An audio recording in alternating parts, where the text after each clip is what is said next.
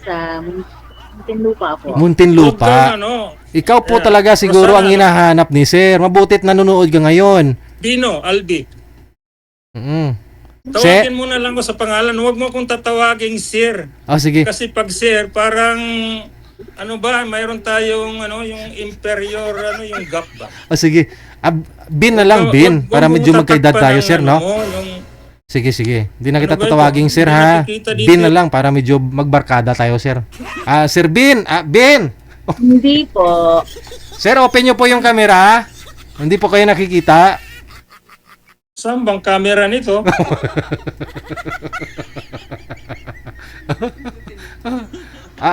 Nakita nyo ho yung bilog na pula? Ayun. Napindot Ito mo. na. Siya po ba talaga, sir, yung hinahanap mo? Ito nga. Huwag mong Mabuti. tatakpan na, Rosana, huwag mong tatakpan ng bunganga mo. Mabuti ho, Nakikita ma'am, ko- nanonood ka po ngayon, ma'am. Nakamonitor po kayo. Nung... Sinabi lang sa akin ng ate ko. nanonood po yung ate mo. Opo. Okay. Sige, sige, sige. Ikaw po yung pumunta sa bahay ng ate mo nung sumali ka po dito, no? Yes. Nung mahal na araw ba yun? Ikaw pala yun. Sige, may sige, tanong ako sa iyo, Rosana. sige. Okay. Yes po. 50 ka lang. Ako ay 73 na. Ngayon, malaki ang age gap natin.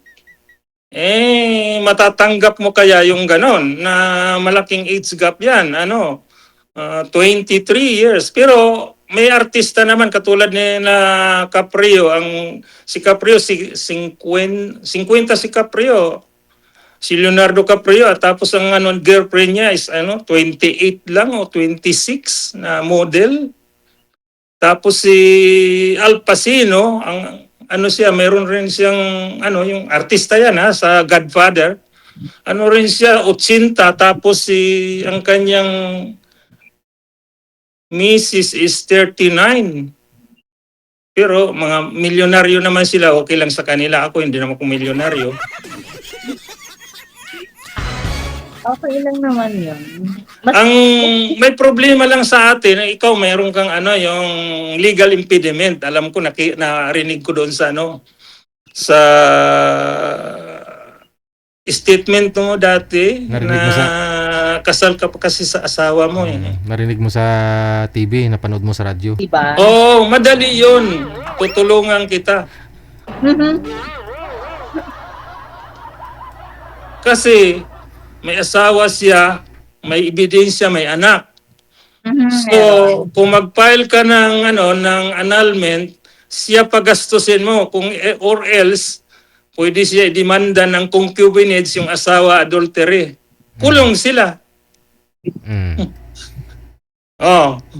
Walang panggastos yun. Siya nga mapipilitan maggastos or anong gusto niya? Makulong siya? Hindi ko na iniisip yun kasi may anak din naman kami eh. Kaya okay na yun. Okay lang. Ganon, mahirap eh. Yun Wala ang na isang humahad lang dyan. Ako wala na akong dahil patay na yung misis ko pass away na eh. Hindi na maghahabol yun. Ay, mahirap rin. Hindi kita pwede pakasalan dahil ka. Yan po ang purpose ni sir, no? Para madala ka niya sa Australia. Okay. Para kasama kita mag-cruise sa mga barko. Ganun ako eh. Wow, gala-gala, no? Oo. Kasi yung misis ko noon, nagko-cross kami. At sa isa pa na ano bang activities mo katapos mo ng trabaho mo? Kasi nagtatrabaho ka pa, bookkeeper ka, sabi mo eh. Wala akong mga activities na iba, lang ako bahay, trabaho. Tapos from office, naglalakad lang ako para meron akong exercise, ganon. Kasi ako, kahit na ganito ako, pa ako sa umaga, 2-3 times a week, naglalakad ako mga halos 10K. 10 kilometers, kaya ko eh. Mahaba ako maglakad. Ha? Mahaba ako maglakad, inaabot ng almost 2 hours. Kaso naman kung ilan lang ang yung ilan lang ang yung length ng lakad. Sa akin ako, mahaba, malayo yung nilalakad ko eh. Saka pag naman, ang activities ko pag Friday, Saturday, kasi member ako ng local club dito, Catholic Club. May live music yon, libre, katulad na sa amin. Nag-attend ako ng live music tapos may mga sayawan na yon. Marunong ka ba sumayaw? Yes, definitely. Okay, sige. Tapos yun ang yung katulad nung itong Friday. Next Friday, meron rin kaming activities. Inano ko na nga, ano ko yung ticket, libre ticket eh. Kumuha ko kanina, galing ako doon, kumuha ko doon, sabi niya. Meron activities sa May 22, Friday. Kaya binigyan ko yung mga anak ko, sinabi ko, mag-ano tayo, ito libre, sabi ko. May sayawan, live band, mga band dito. Yan ang ano dito, kasi ayaw ko kasi tumanda eh. Tama naman yun, kailangan active. Kasi kami noon, ng misis ko, ganun eh. Umano kami, Mga ballroom, mahilig kayo mag-ballroom? hindi, mga rock ang sinasayaw namin, mga 70s, 60s. Oo. Oo, ganun. Anong example, sir? Anong kanta? Anong mga rock? Yung katulad ng Dancing Queen. Okay. Oh, pwedeng swing yun. Oo, pwede. Pwede naman ako mag-ano. Sanay kasi ako, bata pa ako doon sa probinsya. Dancer na. Yun ang sayawan doon ng ano noon. Walang ano noon, nung panahon namin. Saka naghaharana, gano'n ang mga ano noon. Saan ang Activities. province nyo? Lumaki ako sa Leyte. Mhm. Pero yung isla namin, maliit yon. Ang population is only 5,000. Ang circumference ng munisipyo is 24 kilometers around, mga wala pang 2 hours siguro kung lakarin. Laki ako doon. Kaya lang, nung mag-aaral ako dyan ako sa Maynila Dyan ako sa Maynila na nag-aaral nung college. Pero nung nag-high school ako, doon ako nag-graduate. Saka lumaki ako sa lula ko na naulila ako, maliit pa. 3-year-old ako, namatay nanay ko eh. Kaya nag-asawa uli yung tatay ko, second wife. Nagkaroon ako ng kapatid dyan sa Maynila, ibang nanay ha. 5. Kasi may kambal eh. Isang baba. 2 lang, mga nung 18 sila, mga professional na. Yung panganay ko, master's degree in English, 2 degree, at saka nutrition, BSc nutrition. Tapos yung bunso ko is Bachelor of Arts in Design.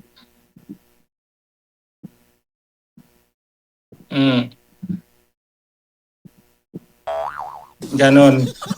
Tapos may sila. Matagal nag-asawa dahil ang inatupag nila yung holiday. Palagi sila pumupunta sa Europe, Amerika. Minsan pumupunta dyan sa Pilipinas dahil may branch sila dyan eh. Pumupunta dyan minsan eh. Pero kadalasan sa Europe pumupunta sila eh sa holiday. Nagka-girlfriend na po kayo after nung nawala yung wife nyo? No, hindi. Hindi ako kasi sabihin ko na sa iyo ang totoo, mapili kasi ako eh.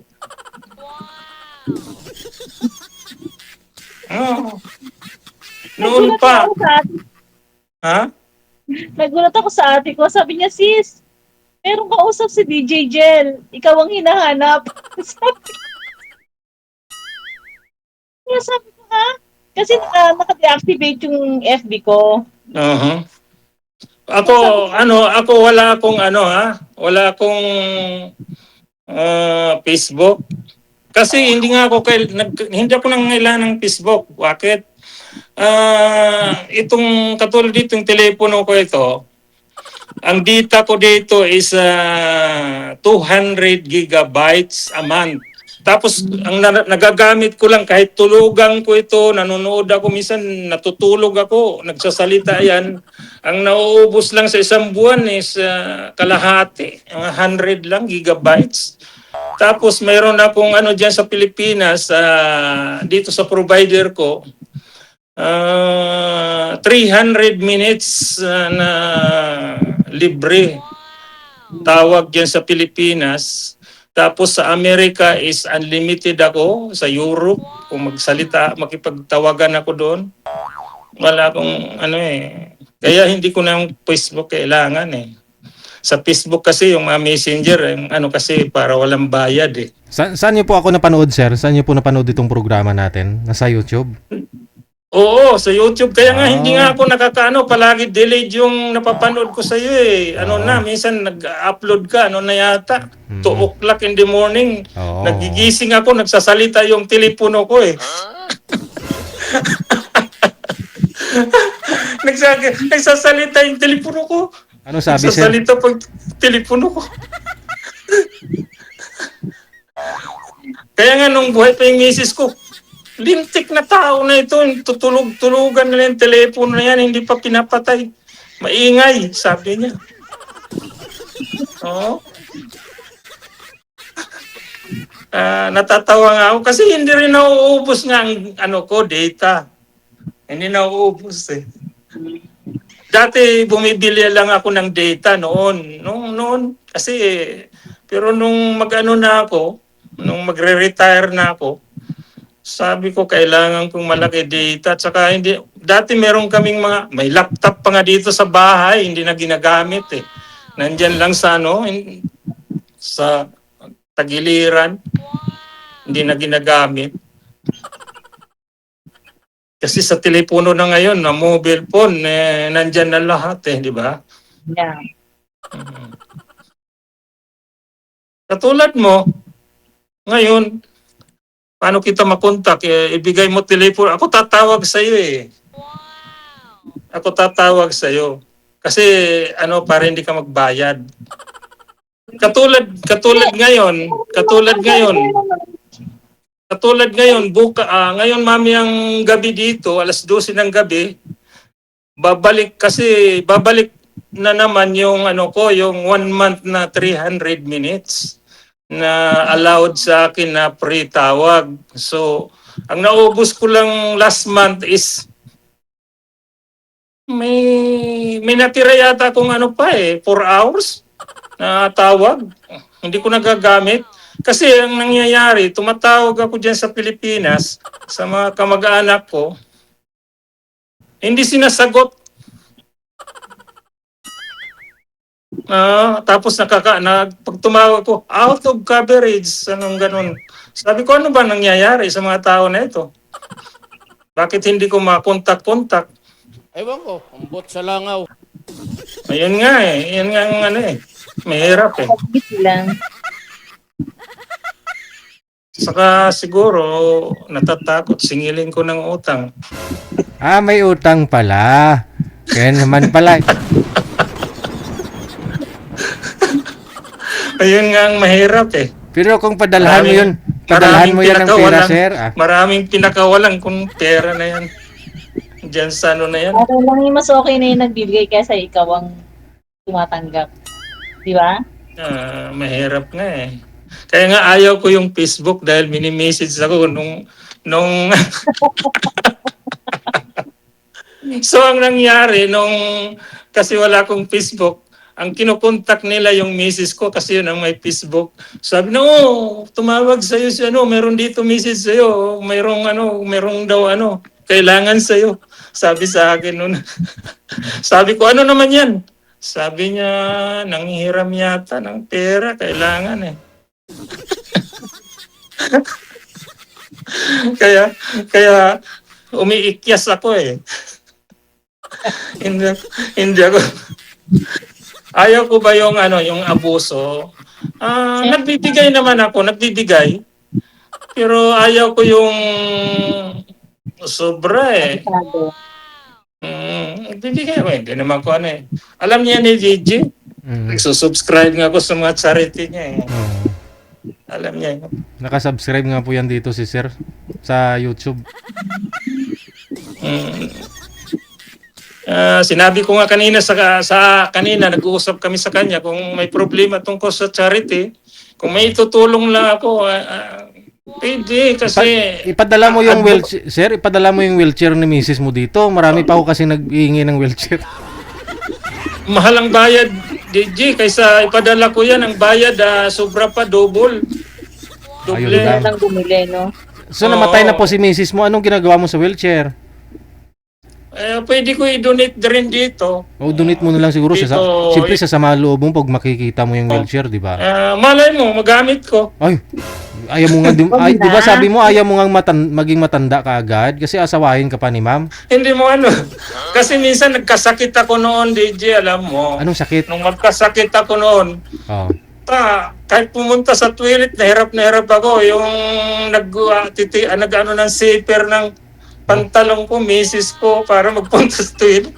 Sabi ko, kaya nag-change nga ako ng, yun, sabi ko sa Lifestyle. iyo, yung food. Mhm. Kasi sabi ng doktor sa akin, mag-lose weight ka. Sabi sa akin, mag-lose weight ka. Kasi 84 kilo ako dati. Ah, okay. Sabi ko, anong gagawin ko? Tapos nag-search pa ako sa mga dyan sa YouTube. Yan nga, may nakita ko na ganito, ganun.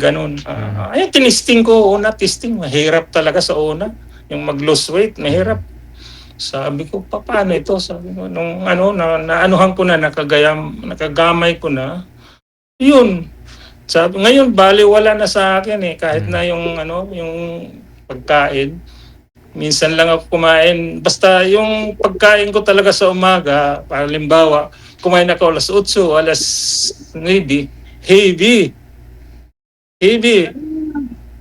Ang kinakain ko kasi yung halimbawa yung gulay, tapos may 3 eggs ako, either fried, ako rin naggagawa Yung fried na ang ginagamit ko kasi coconut virgin oil. I say, Coconut. para tayo.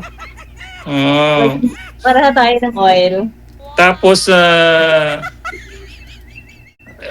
kasi kailangan mo ang protein, yung eggs protein at saka yung manok, minsan manok at saka minsan yung yung salmon, salmon ba na dip, mahal yun dito $59 sa kilo niyan Yun kasi may protein rin yun. At saka umano kasi yung gout ko kung kumain ako ng red meat. Ah, kaya hindi ka pala kumakain ng kanin, ng karne. Oo, hindi pwede chicken.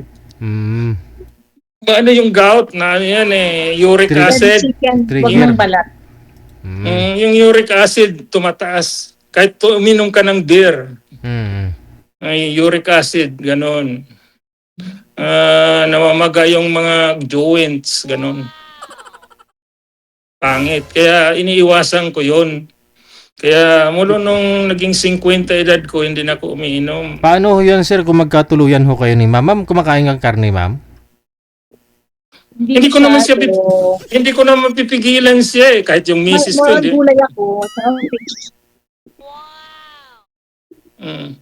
Kasi may statement ka kasi Rosana na pagdating ng alas 6 minsan ayaw mo na kumain sa gabi, nagiinom tubig. Ganon rin ako Wow, napanood niyo talaga. Oo, kasi hindi nanonood ako dito sa mga guest. Sa mga guest ni DJ, nanonood ako na tinitingnan ko yung kung ano ba yung mga nila kung broad-minded. Kasi ako broad-minded ako, yung mag-isip ba ko one step ahead. Yeah. Kasi pinag-aralan ko yun ng psychology kasi nung nag-aaral ako, ganun sinasize up ko isang tao kung criminal o hindi graduate kasi ako ng criminology dyan, hindi pa uso noon, noong 1975, nag-graduate ako tapos pumunta ako sa law proper. Nag-enroll ako sa abogasiya dyan sa University of the East. Kaya hindi ko natapos 'yon dahil nag-join ako sa Western Police District, ang tawag ng Manila Police noon. Naging pulis kayo dati? Ha? Naging pulis kayo dati? Sa Manila. Kaya, Oo, hindi pa uso noon hindi pa uso yung malaking sweldo. Pero sa Manila malaki na ang sweldo noon, yung mga probinsya hindi. Na malaki lang ang sweldo ng pulis nung panahon na ni Duterte. yes. Saka may tinatawag na board exam ang criminology. Kasi nung Dati pag kinuha lang ng mayor no? Sabi nung- nila, pag kinuha lang daw ng mayor, pulis na. Hindi, sa Police Maynila kailangan, pag nag-join ka sa Police Maynila, kailangan second year college ka. Yun ang sa Maynila. Ang qualification, saka mataas ka. 5.5 ang pinaka Baba. 5.7 ako eh. Oo, kasi pangit yung pulis na bansot. Hindi maganda. Di ba? Marami pa rin nakakalusot ngayon, sir, ah. Ay, mababa pa nga. Kasi may waiver na yon dahil sa educational qualification. Hmm. Waiver ang tawag noon. Tapos pwede naman sila sa office, mga fingerprint o sa ganon. Pero yung nasa patrol ka, ang naayawan ko lang diyan sa pulis na nalaman ko kasi yung corruption, ayaw ko kasi yan eh. Nung nandun ako sa pulis, hindi ako nag-uniforme eh. Naka-civilian ako. Sa civilian ako eh. Ayaw ko ng uniforme, nag-uniforme lang ako kung inspeksyon.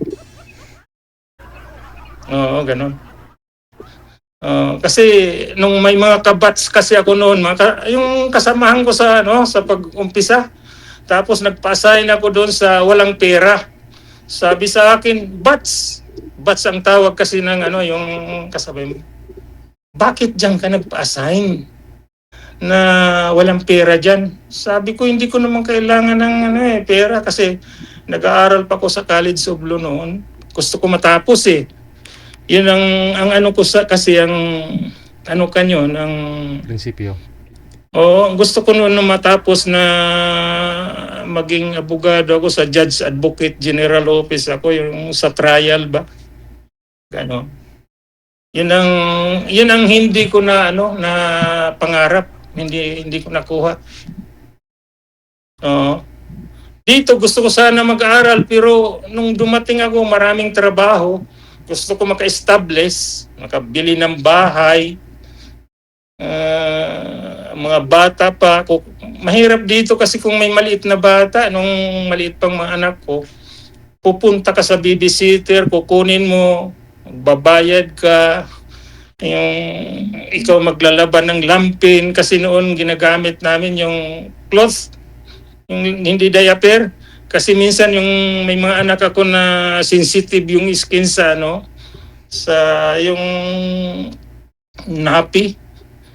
Naggaras ang nila yung pagitan ng paa, kaya ginagamitan namin ng cloth, kaya ilalaban namin.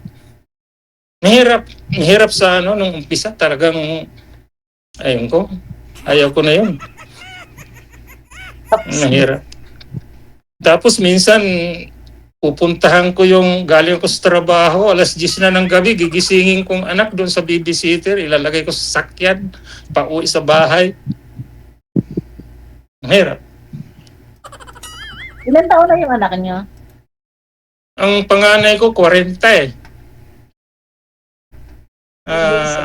Ang bunso ko is 36. Okay. Ikakasal next year. Pero nagli-live-in na sila. Yun ang nag-live-in na sila eh. Pero ang mga anak ko, dito lahat pinanganak ang anak ko ha.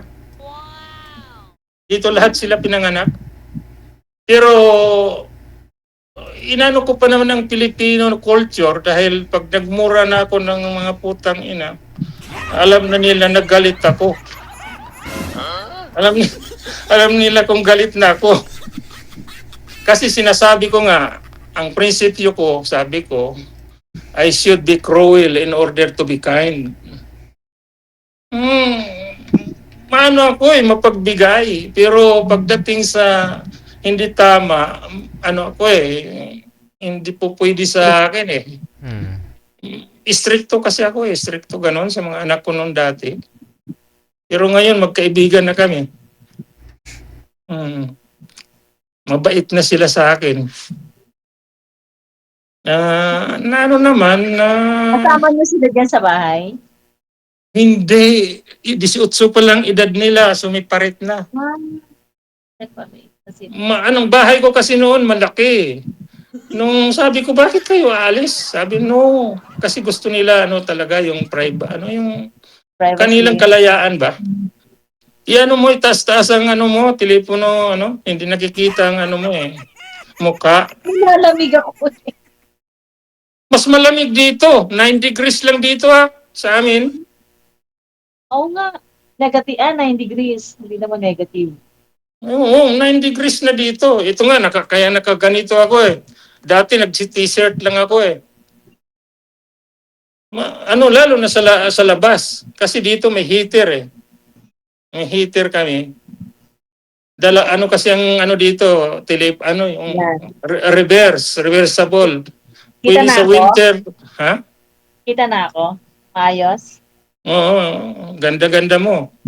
Eh, Huwag mong tatakpan ang mukha.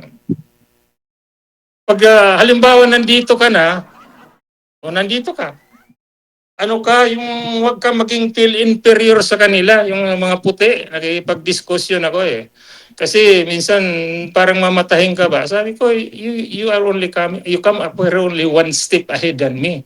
Pareho naman tayo, sabi ko, we are the same. Sabi ko, kuhan tayo dito, yung mga hindi naman tayo legitimate na Australian. Ang legitimate na Australian dito yung aborigine. Aborigine, katulad sa atin dyan yung Ita. Ganon.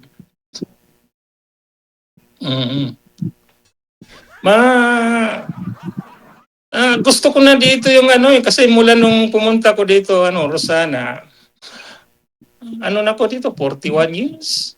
So, 3 times pa lang ako umuwi ng Pilipinas year 2000, pumunta ko dito 1986, February 16, 1986.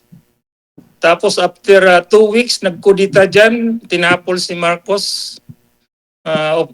February 25, 1986. So, mula noon, nung 1986, year 2000 ako nagbakasyon dyan. Kasama ko yung anak ko na 9-year-old yung bunso. Tapos mga 12-year-old yata kasi 3 years ang gap nila 12 years old yung panganay kasi dinala ko sa probinsya namin. Kasi may lupa pa ako doon, Rosana Siguro 2 hectares. 2 hectares ang lupa ko diyan na minana ko sa nanay ko. Kasi ang batas sa Pilipinas, walang restriction ang lawak ng lupa mo kung hereditary yung minana. Ngayon kung bibili ka na foreigner. Ako kasi hindi ako dual citizen Australian talaga ang passport ko. Hindi ako dual citizen kasi kung pumunta ako dyan na magkaroon ako ng kaso, madali ako tulungan ng Australian Embassy dahil wala akong citizenship na Pilipino Ang passport ko kasi Australian talaga. Kaya ayaw ko nung kasi nangyari yan nung kaibigan ko, yung kasamahan niya nung nag-COVID. Nung nag-COVID, umuwi sila sa Pilipinas. So, yung kasamahan niya, dual citizen siya, hindi. Siya, mabilis na papunta dito sa Australia. Yung dual citizen na naiwan. Ganon yun. Saka kung manapak ako dyan, tulungan ako ng Australian Embassy.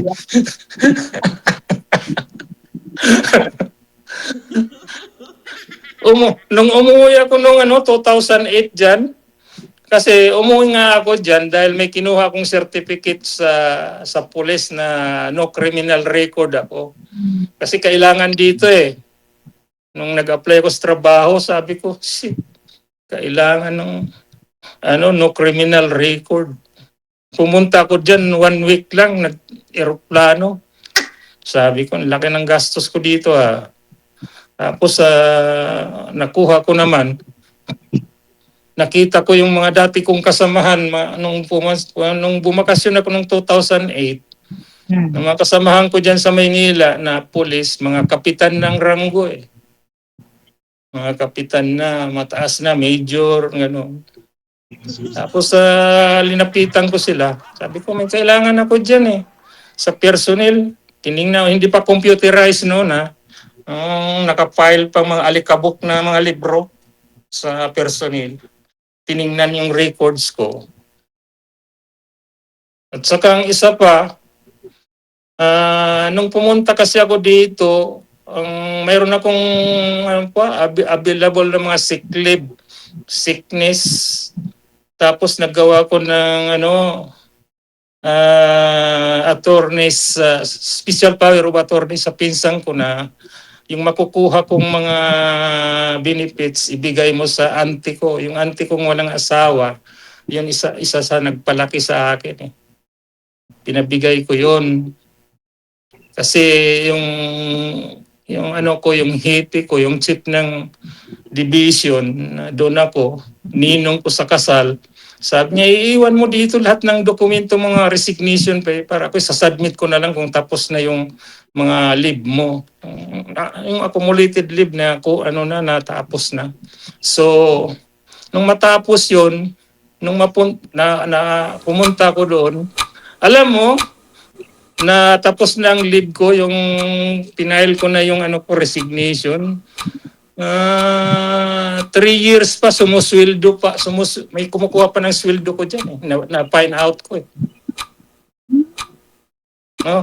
Sa department. Oo. May kumukuha pa. Oo, gano'n. Ayan. Ayawan ko ba? Ayan ang ayaw. So ano na ngayon? Magsalita ka naman. Tanungin mo ako ng tanungin. Gisahin mo na ako. Ha? Oo, maisip ka. Hindi. Tanungin mo ako. Gusto mo malaman kung ano talagang may tinatago ba ako? Transparency. Anong hinahanap mo sa isang babae? Ito ang sasabihin ko sa iyo. Isang una eh. Ito ang mga qualities ng mga I'm looking Parang for. nakalista. Oo. Kasi nakakalimutan ko, tatanda na eh. Trust. Unang-una, trust. Pangalawa, transparency. Yung walang tinatago. Tapos, pangatlo, broad-minded. Importante yun. Tapos, pang-apat is we got the same objective in life. Dapat. Kasi ay sinasabi lang pagmahal kung ano-ano pa diyang kaikikan. Ito, gusto kong ganito kasi kung transparent ka, ibig sabihin wala kang tinatago. So, kasi kung hindi ka transparent, ibig sabihin, pag sinungaling ka, kasama sa magnanakaw, Correct. kasama ka naman. Broad-minded, malawak ang pag-unawa. Nandun yun eh. Masyado kang tapos na yata eh. Okay. So, wala na pong oras. No. Paano ito, DJ? Paano ko siya makontak? Tuloy-tuloy lang po ang usapan. Putulin ko lang po kayo dito sa live. Okay, sige. Sige, pero tuloy-tuloy po yung pag-uusap ninyo dito. Sige, para ibigay na yung telepono nito. Matawagan ko na ito bukas. Usap na lang po muna kayo dyan. Thank you so much. Magandang gabi. Sige. Thank you, Tito Jel. Sige, Rosana, mo nga yung telepono mo. Sige. Sige. Saan ba? Paano ba? Naka-on pa rin tayo, no? Oo. Okay. Nakikita mo ako eh. Saan? Paano? Wala. Paano ba yun? Teka, paano ba yun?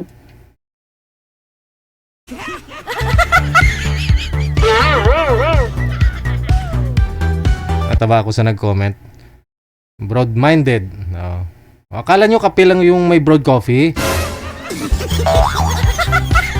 O ngayon may natutunan na ho kayo. Dapat malawak ang pag-unawa. Broad-minded.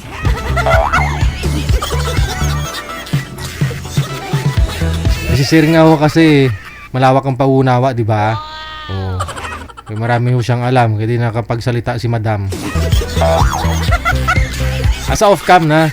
No, si Madam na ho yung mag-kukinto nun sa off-cam.